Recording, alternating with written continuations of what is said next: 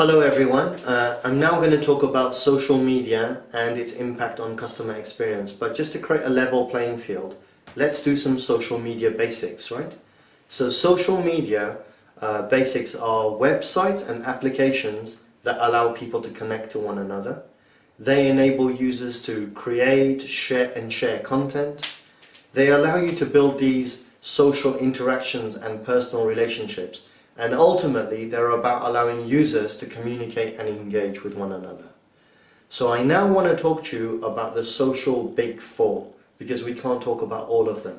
And they are, number 1, Facebook, number 2, YouTube, number 3, LinkedIn, and number 4, Twitter.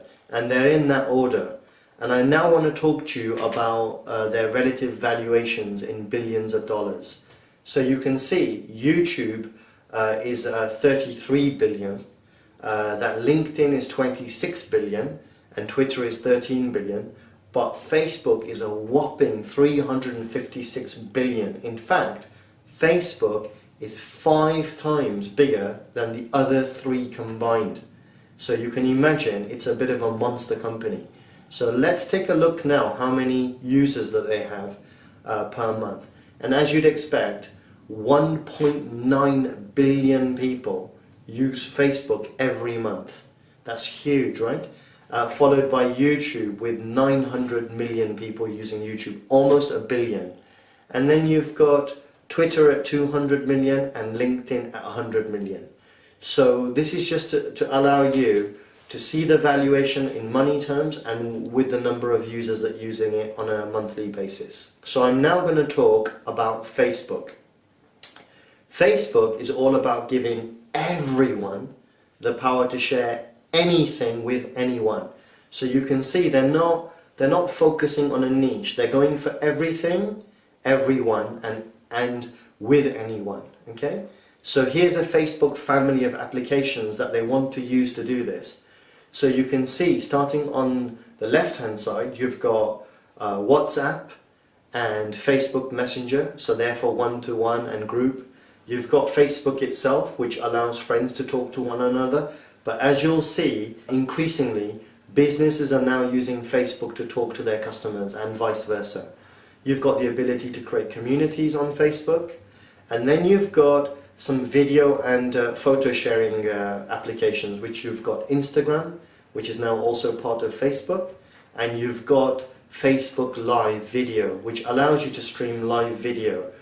Which is a relatively new thing on Facebook, but it has very high engagement rates and is used quite a lot for things like events and product launches. Now, if the world isn't enough, Facebook actually wants to dominate the virtual reality world and the augmented reality world. An example of augmented reality was the recent phenomenon of Pokemon Go, where you had to go to real places to collect virtual reality characters. So I think businesses now have taken on board the amazing scope that this offers to them. And right at the very end, you've got AI, which is artificial intelligence. All the big companies are heavily investing in artificial intelligence, and you'll see AI making itself aware throughout all of the other applications that I've already spoken to you about. So I now want to talk a little bit about Facebook Messenger itself. It's number 1 in adoption in 2016 with 900 million users using it every month.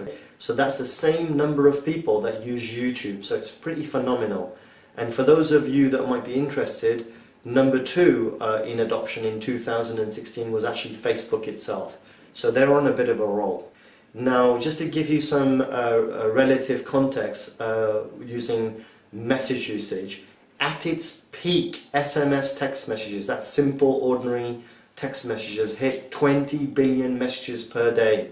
But today, Facebook Messenger and WhatsApp combined is hitting 60 billion messages a day. That's 3 times as many as a peak for SMS. So this is growing at a phenomenal rate. And remember, Facebook Messenger now means business. Lots of businesses are using it because it's a low-cost channel in which they can engage socially with their customers.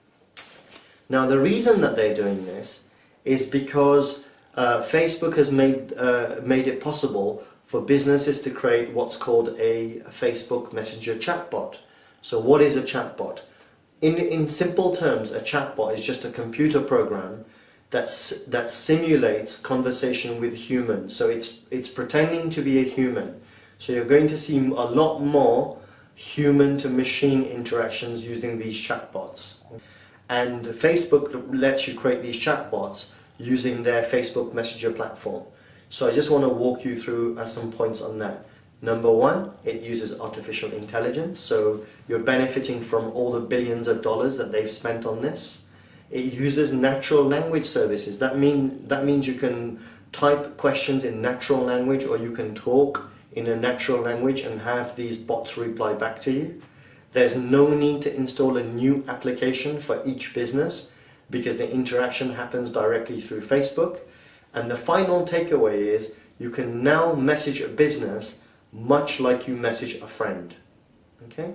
And with that, I'm just going to show you a video from Mark Zuckerberg himself where he demonstrates Facebook Messenger.